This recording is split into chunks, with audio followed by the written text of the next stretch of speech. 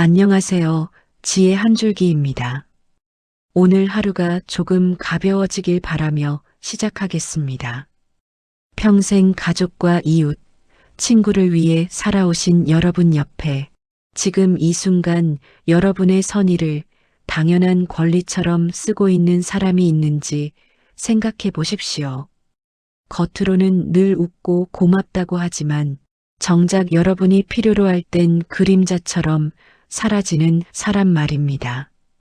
이런 사람을 떠올리면 우리는 보통 이렇게 말합니다.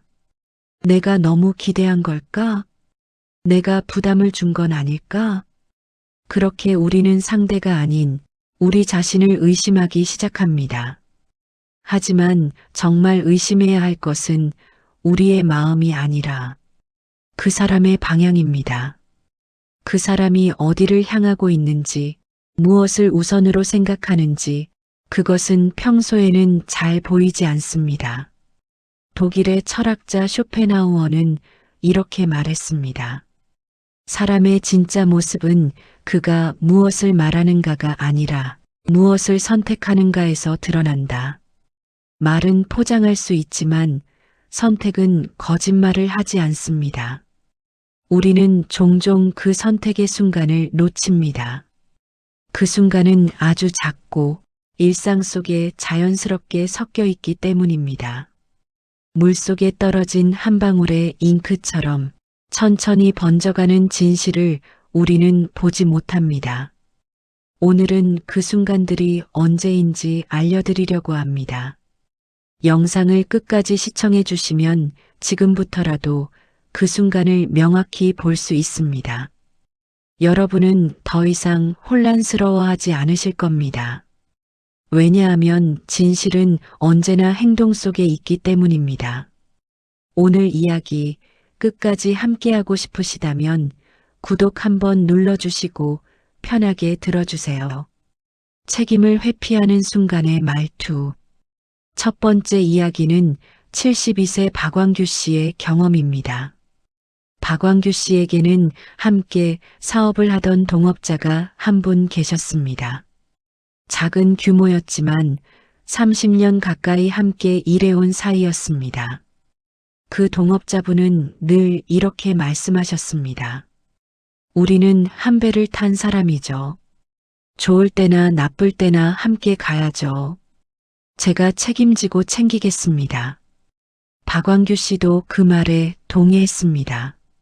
30년이란 세월 동안 크고 작은 어려움을 함께 넘어왔으니까요. 그런데 3년 전 사업에 큰 문제가 생겼습니다. 거래처 중 한 곳이 갑자기 부도가 났고 그로 인해 엄청난 손실액이 발생했습니다. 박광규 씨는 동업자분과 함께 앉아 이 문제를 어떻게 해결할지 이야기를 나누었습니다. 그런데 그 순간 동업자분의 말투가 달라지기 시작했습니다. 그때 제가 그러지 말라고 했잖아요. 사실 저는 처음부터 그 거래처가 불안하다고 느꼈어요. 형님이 결정하신 거니까 저는 뭐라 할 수가 없었죠. 박광규 씨는 순간 굳어버리셨습니다. 그 거래처를 결정한 것은 둘이 함께였습니다. 회의를 여러 번 했고 함께 고민하며 결정했던 일이었습니다.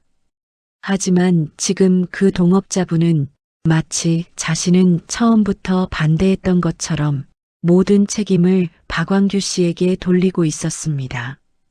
저도 참 속상합니다. 그때 제 말을 들으셨으면 이렇게까지 되지는 않았을 텐데 이제 어떻게 하시려고요? 그리고는 결국 이렇게 말했습니다. 형님, 제가 가족도 있고 해서요. 이제는 제 길을 가봐야 할 것 같습니다. 30년 동업을 우리는 한 배를 탄 사람이라던 그 말을 그렇게 한순간에 저버렸습니다. 캐나다 토론토 대학교의 조직심리학 연구팀은 한 가지 연구를 진행했습니다.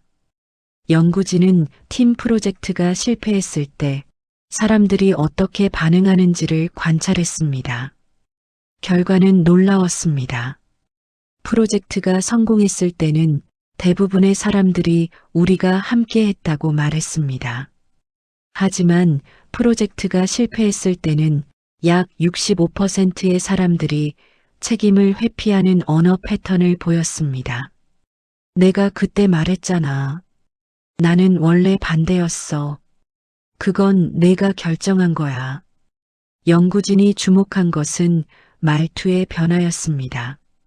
책임을 회피하는 사람들은 평소 우리 함께 같이라는 표현을 자주 사용하다가 문제가 생기면 갑자기 나는, 당신이, 내가라는 구분 짓는 표현으로 바뀌었습니다. 연구진은 이를 선택적 소속감이라고 명명했습니다. 좋을 때는 우리지만 나쁠 때는 너가 되는 것입니다. 책임을 져야 하는 순간이 바로 첫 번째 순간입니다. 사람의 진짜 모습은 모든 것이 잘 될 때가 아니라 잘못되었을 때 드러납니다. 성공했을 때는 모두가 함께입니다. 우리가 해냈다, 함께 이뤘다, 같이 노력했다. 하지만 실패했을 때는 다릅니다. 그 순간 함께 책임을 지는 사람이 있습니다. 우리가 잘못했다, 함께 해결하자, 같이 극복하자. 하지만 도망을 가는 사람도 있습니다.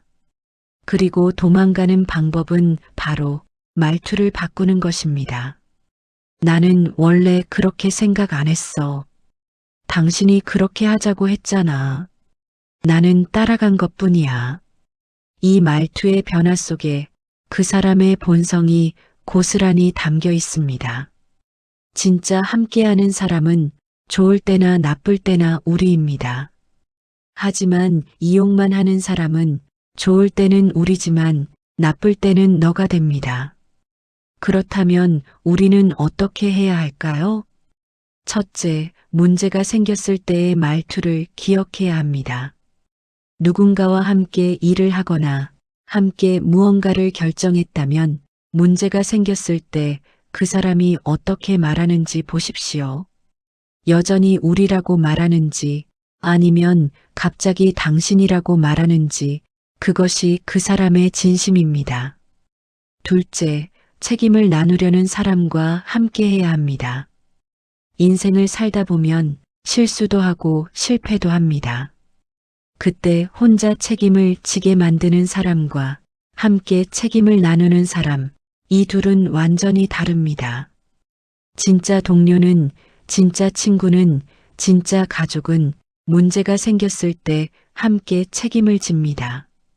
셋째, 우리 자신도 책임을 회피하지 말아야 합니다. 혹시 나도 좋을 때는 우리라고 하다가 나쁠 때는 너 때문이라고 하고 있지는 않은지 솔직하게 돌아봐야 합니다. 진짜 사람은 좋을 때나 나쁜 때나 함께합니다. 스토아 철학자 마르쿠스 아우렐리우스는 이렇게 말했습니다. 함께 시작한 일에서 혼자 도망치는 자는 처음부터 함께하지 않았던 자이다. 그렇습니다. 진짜 함께하는 사람은 시작도 함께, 과정도 함께, 끝도 함께입니다. 좋은 결과만 함께 나누고 나쁜 결과는 혼자 떠안게 하는 사람, 그 사람은 처음부터 진심이 아니었던 것입니다. 여러분, 책임을 져야 하는 순간을 기억하십시오. 문제가 생겼을 때 그 사람이 어떤 말을 하는지, 그 사람이 어떤 말투로 변하는지 그것을 주의 깊게 들어보십시오. 여전히 우리 함께 해결하자고 말하는 사람이 있다면 그 사람은 진짜입니다. 하지만 나는 원래 그러지 말라고 했잖아. 당신이 결정한 거잖아 라고 말하며 책임을 떠넘기는 사람이 있다면 그 사람의 본성은 이미 드러난 것입니다. 더 이상 말만 듣지 마십시오. 그 사람의 행동과 선택, 그리고 태도를 보십시오. 그것이 진실입니다. 위기 상황에서의 태도 변화. 77세 최영만 씨의 이야기를 들려드리겠습니다. 최영만 씨에게는 20년 지기 친구가 한 분 계셨습니다. 젊었을 때부터 함께 등산도 다니고 서로의 자녀 결혼식에도 참석하며 지낸 사이였습니다.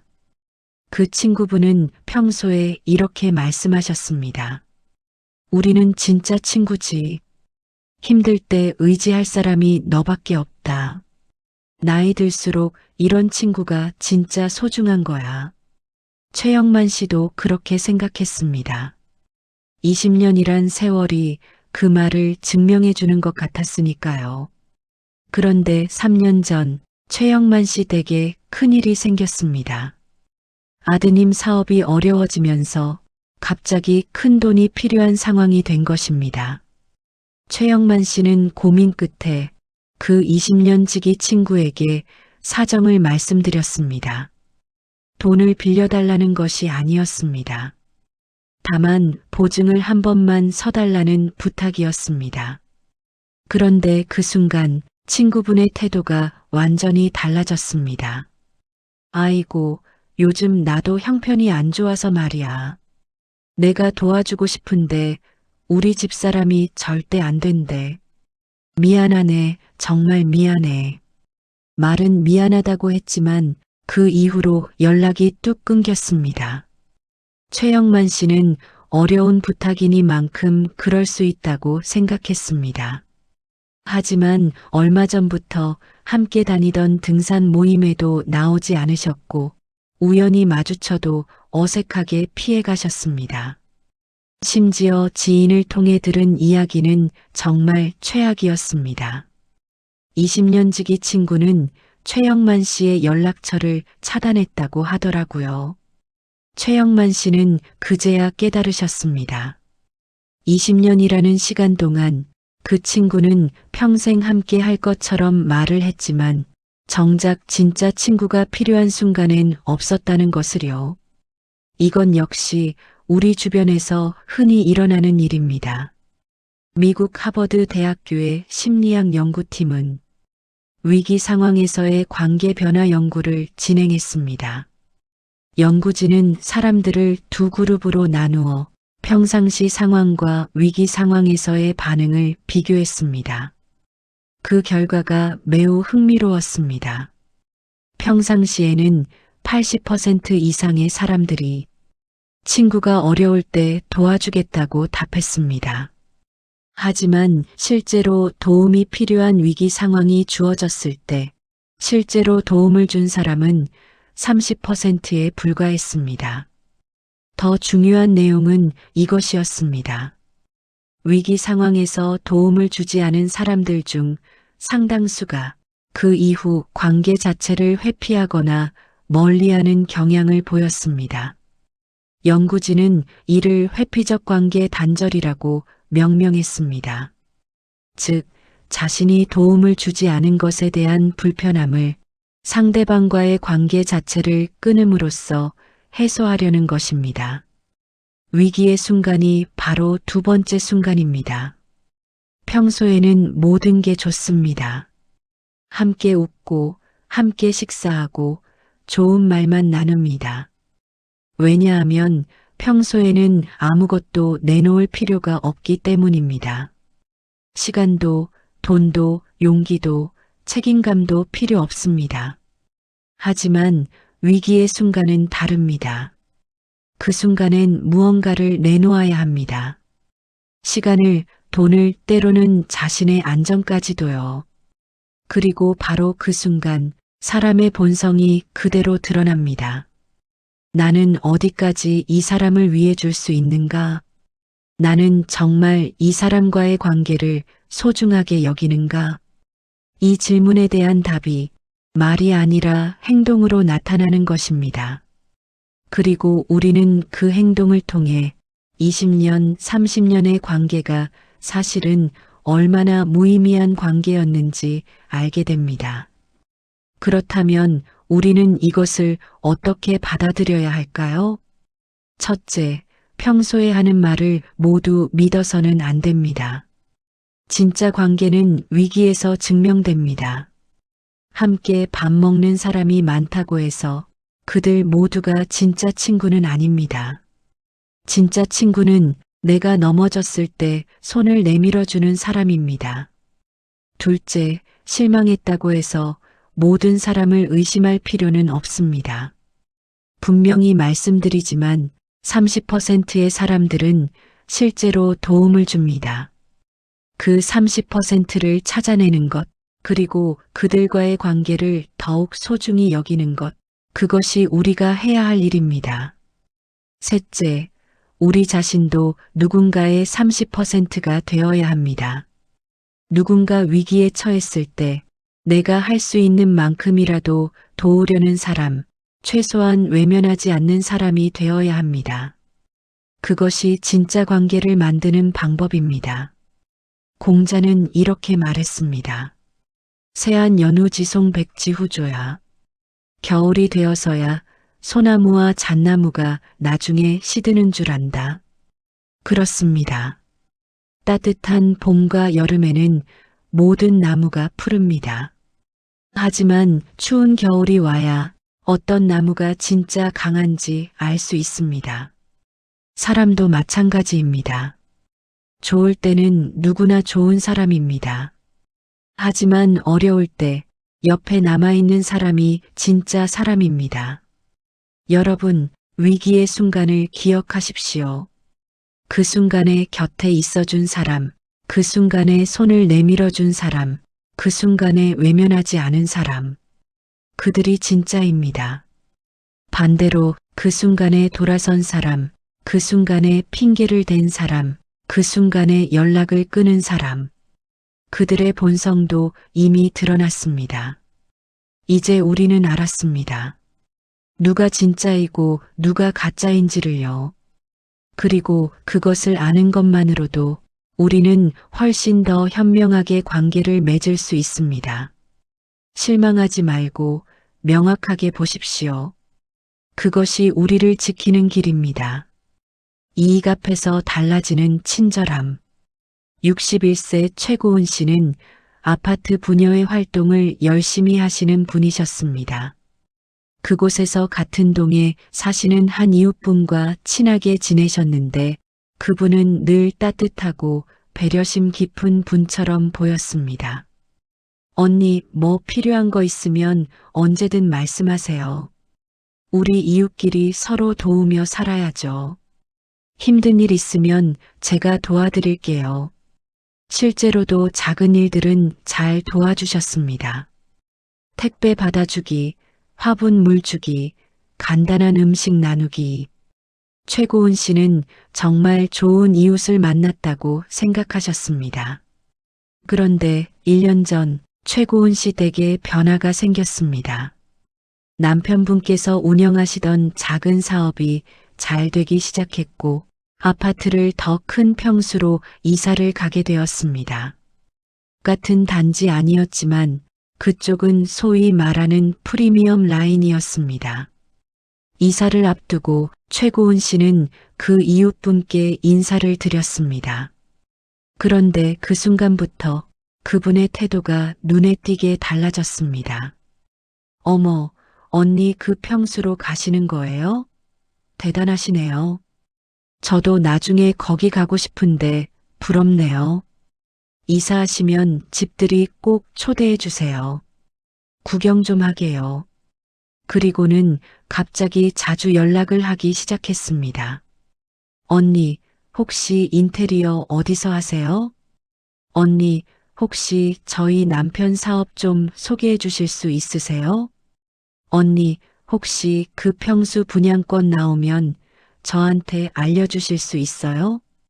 예전에는 일상적인 안부였다면 이제는 모든 대화에 혹시와 부탁이 들어가기 시작했습니다.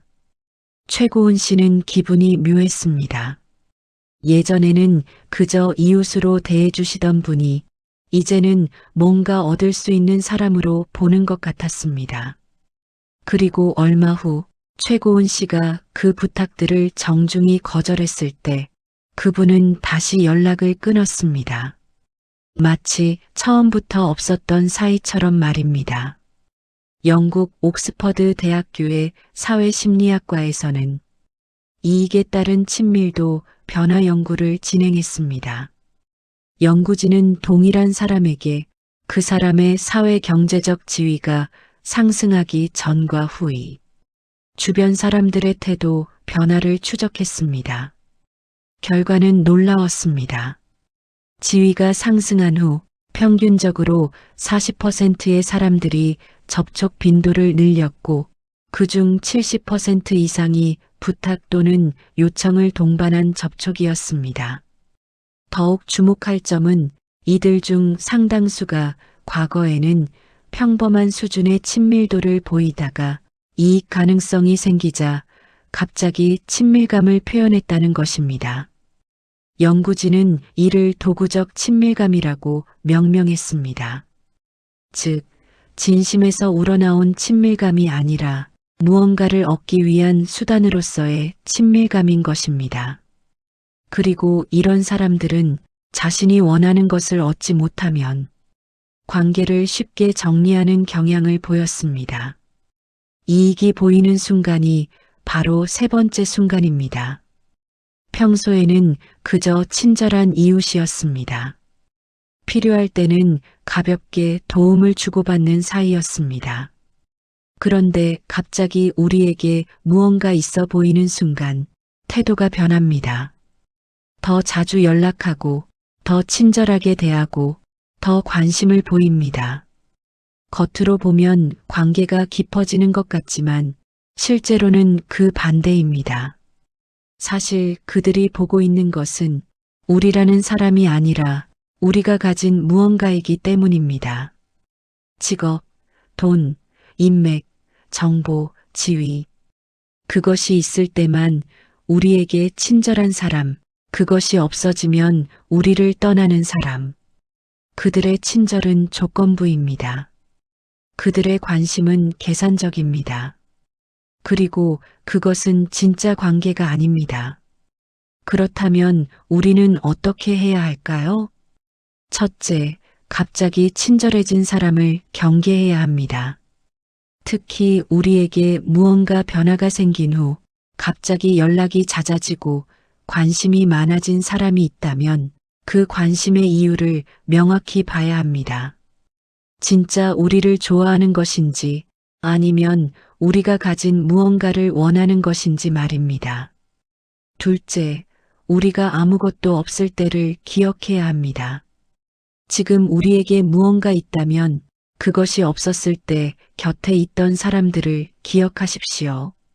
그들이 진짜입니다. 지금 갑자기 나타난 사람들이 아니라 아무것도 없을 때도 함께했던 사람들 말입니다. 셋째, 우리 자신도 조심해야 합니다. 혹시 나도 누군가에게 무언가 있어 보일 때만 더 친절하게 대하고 있지는 않은지 솔직하게 돌아봐야 합니다. 진짜 관계는 조건이 없습니다. 있든 없든 높든 낮든 그 사람 자체를 대하는 것입니다. 니체는 이렇게 말했습니다. 사람들이 당신을 사랑한다고 말할 때 그들이 사랑하는 것이 정말 당신인지 아니면 당신이 가진 무언가인지 물어보라. 그렇습니다. 진짜 관계는 우리가 누구인가에서 시작됩니다. 우리가 무엇을 가졌는가에서 시작되는 것이 아닙니다. 그리고 우리는 그 차이를 명확히 알아야 합니다. 여러분, 이익이 보이는 순간을 기억하십시오. 그 순간 갑자기 다가오는 사람이 있다면 그들이 보고 있는 것이 무엇인지 냉정하게 보십시오. 우리 자체입니까? 아니면 우리가 가진 무언가입니까? 그 답은 이미 그들의 행동 속에 있습니다. 진짜 사람은 우리가 아무것도 없을 때도 곁에 있던 사람입니다. 진짜 관계는 우리가 올라갔다고 해서 달라지지 않습니다. 반대로 이익이 보일 때만 나타나는 사람, 원하는 것을 얻지 못하면 사라지는 사람, 그들의 본성도 이미 드러났습니다. 이제 우리는 구분할 수 있습니다. 누가 우리를 보는지, 누가 우리의 것을 보는지를요.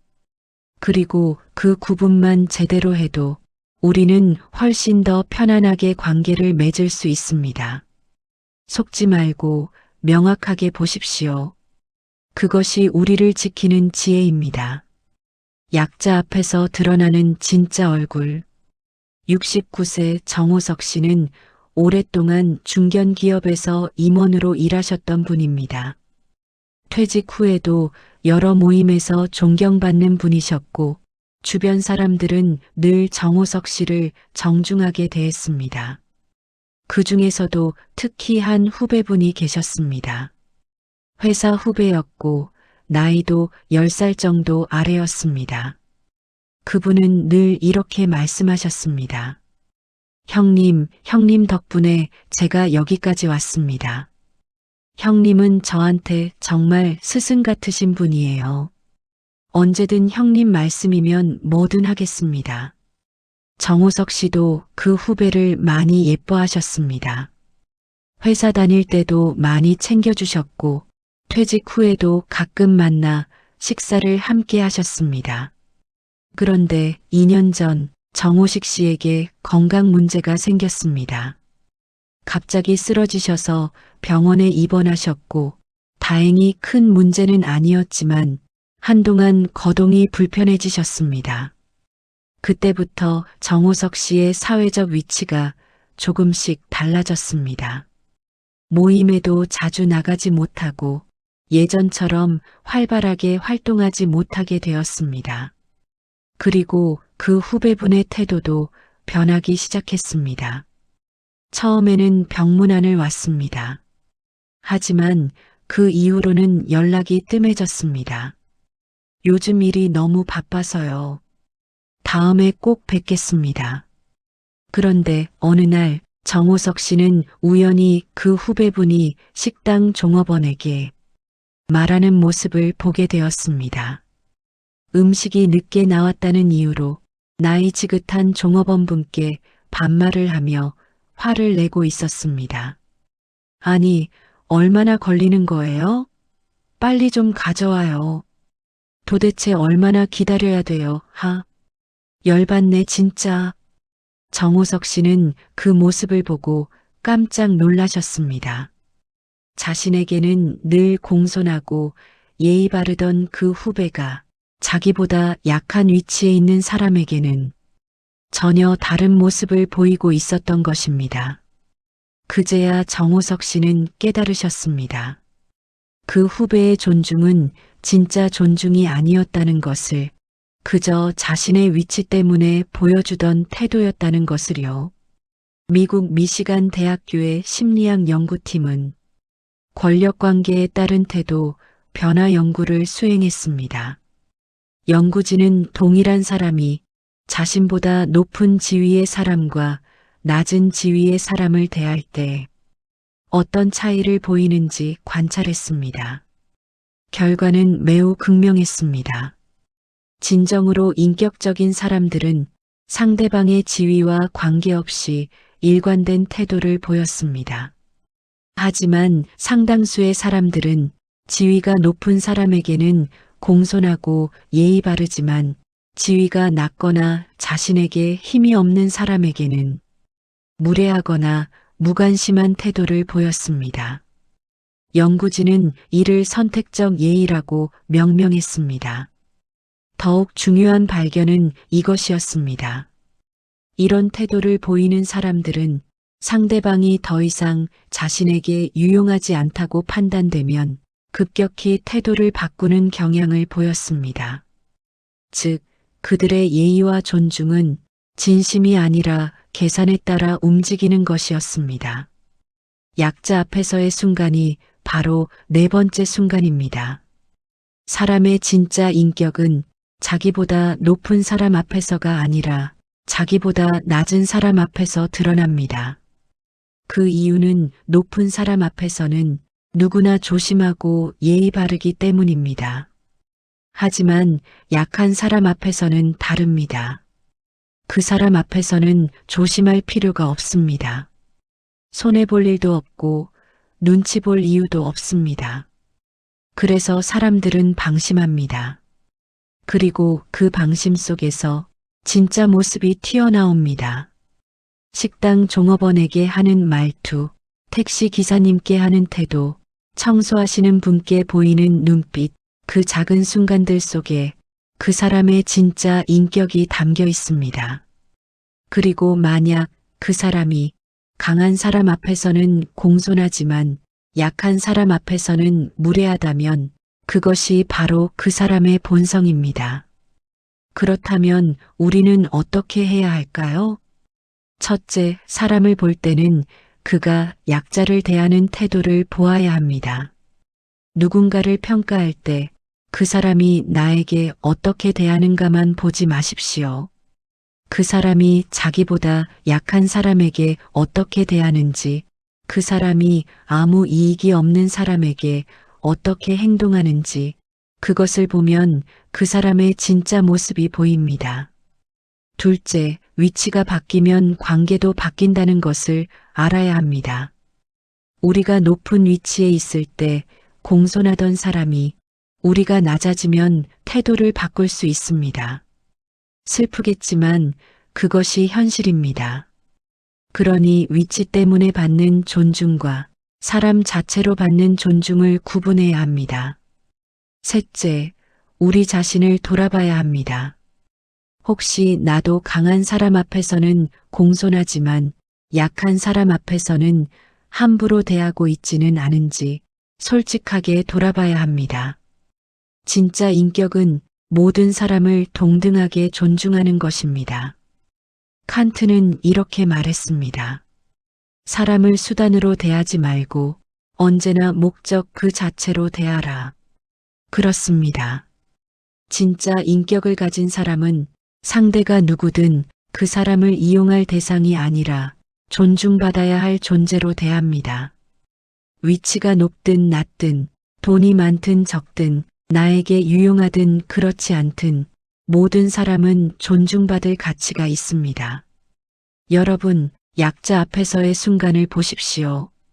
그 사람이 식당 종업원에게 어떻게 말하는지, 그 사람이 경비 아저씨께 어떻게 대하는지, 그 사람이 청소부 아주머니를 어떻게 보는지, 그 작은 순간들이 모여서 그 사람의 진짜 인격을 보여줍니다. 그리고 만약 그 사람이 강한 사람 앞에서만 예의 바르고 약한 사람 앞에서는 함부로 한다면 그 사람의 본성은 이미 드러난 것입니다. 이제 우리는 더 이상 속지 않습니다. 왜냐하면 우리는 진짜를 보는 법을 알게 되었으니까요. 그리고 우리 자신도 모든 사람을 똑같이 존중하는 사람이 되어야 합니다. 그것이 진짜 품격이고 인격입니다. 선의의 말, 이기적 선택의 행동. 65세 김철수 씨의 이야기입니다. 김철수 씨는 오랜 친구들과 매달 한 번씩 모임을 갖고 계셨습니다. 그중 한 분, 박인태 씨는 늘 이렇게 말씀하셨습니다. 우리 다 같이 편하게 만나야지. 우리 나이에 친구밖에 더 있어? 언제든 연락해. 내가 뭐든 도와줄게. 따뜻한 말이었습니다. 김철수 씨도 그 말을 믿었습니다. 그런데 막상 모임 장소를 정할 때면 박인태 씨는 항상 자기 집 근처를 고집하셨습니다. 거기가 주차하기도 좋고 음식도 괜찮더라고. 나는 다리가 좀 불편해서 먼 데는 힘들어. 물론 충분히 이해할 수 있는 이유였습니다. 그래서 김철수 씨를 비롯한 다른 분들은 매번 1시간 넘게 이동하셨습니다. 그런데 어느 날 김철수 씨가 건강 문제로 병원에 가야 하는 일이 생겼습니다. 혼자 가기엔 불안해서 평소 언제든 도와줄게라고 했던 박인태 씨에게 연락을 해봤습니다. 그런데 돌아온 대답은 이랬습니다. 아이고, 그날은 내가 머리 약속이 있어서 안 될 것 같아. 다음엔 꼭 도와줄게. 김철수 씨는 그 순간 이렇게 느끼셨다고 합니다. 말은 늘 따뜻했는데 항상 선택의 순간이 오면 자기 자신만 생각하는 것 같더라고요. 이것은 단순한 개인의 문제가 아닙니다. 미국 스탠퍼드 대학교의 사회심리학자들은 말과 행동의 일치성 연구를 진행했습니다. 그 결과 사람들은 공개적인 상황에서는 이타적인 말을 하지만 실제 선택의 순간, 특히 자신의 편의와 관련된 선택에서는 본인 중심의 결정을 내리는 경향이 강하게 나타났습니다. 연구진은 이를 선택적 이타주의라고 명명했습니다. 즉, 말은 이미지를 만들지만 선택은 본성의 우선순위를 보여준다는 것입니다. 특히 작은 불편함이 발생하는 순간 사람들은 자신의 편의를 먼저 고려하는 경향이 뚜렷했습니다. 모임 장소를 정하거나 누군가를 도와줄 때 시간과 에너지가 소요되는 경우 그 사람의 진짜 우선순위가 드러난다는 것입니다. 작은 선택의 순간이 바로 마지막 5번째 순간입니다. 큰 일도 아니고 거창한 상황도 아닙니다. 모임 장소를 정하는 것, 누군가를 잠깐 도와주는 것, 약속 시간을 조율하는 것. 이런 작고 일상적인 선택의 순간에 사람의 본성은 가장 솔직하게 드러납니다. 왜냐하면 이런 순간엔 사회적 시선이 덜하기 때문입니다. 큰 도덕적 판단이 개입되지 않기 때문입니다. 그래서 사람들은 방심합니다. 그리고 그 방심 속에서 진짜 우선순위가 튀어나옵니다. 나한테 편한 것이 먼저인지, 우리 모두에게 공평한 것이 먼저인지, 그것이 이 작은 선택 속에 고스란히 담겨 있습니다. 그렇다면 우리는 어떻게 해야 할까요? 먼저 이것을 알아야 합니다. 말이 아무리 좋아도 작은 선택의 순간에 자기 중심적인 사람은 앞으로도 그럴 가능성이 높다는 것을요. 이것은 그 사람을 나쁘게 보라는 뜻이 아닙니다. 다만 현실을 정확히 보라는 뜻입니다. 그 사람과의 관계에서 우리가 기대할 수 있는 것과 기대할 수 없는 것을 명확히 구분하는 것입니다. 그래야 우리가 상처받지 않습니다. 그래야 우리가 혼란스럽지 않습니다. 두 번째로 우리 자신을 돌아봐야 합니다. 혹시 나도 말은 좋게 하면서 작은 선택의 순간엔 나만 생각하고 있진 않은지 말입니다. 진정한 관계는 말이 아니라 선택으로 만들어집니다. 로마의 철학자 세네카는 이렇게 말했습니다. 말은 바람이지만 행동은 그 사람의 진짜 무게다. 그렇습니다. 말은 가볍게 날아갑니다. 하지만 행동은 그 사람이 진짜 어떤 사람인지를 보여주는 묵직한 증거입니다. 여러분, 작은 선택의 순간을 보십시오. 그 사람이 모임 장소를 정할 때, 그 사람이 도움을 요청받았을 때, 그 사람이 약속을 조율할 때, 그 순간 그 사람의 방향이 보입니다. 그리고 그 방향이 언제나 자기 자신만을 향하고 있다면 그것이 바로 그 사람의 본성입니다. 이제 우리는 더 이상 혼란스러워하지 않아도 됩니다. 왜냐하면 우리는 이미 진실을 알고 있기 때문이니까요. 지금까지 우리는 말과 행동이 다른 사람, 그 사람의 본성이 드러나는 5가지 순간을 살펴보았습니다. 여러분, 혹시 이런 생각이 드시나요? 이제 사람을 믿을 수 없겠구나. 모든 사람을 의심해야 하는구나. 하고 말입니다. 하지만 오늘 제가 여러분께 전하고 싶었던 것은 사람을 의심하라는 것이 아니라 명확하게 보라는 것입니다. 우리가 상처받는 이유는 나쁜 사람을 만나서가 아닙니다. 잘못된 기대를 했기 때문입니다. 상대방의 말만 듣고 그 사람이 어떤 사람인지 제대로 보지 못했기 때문입니다.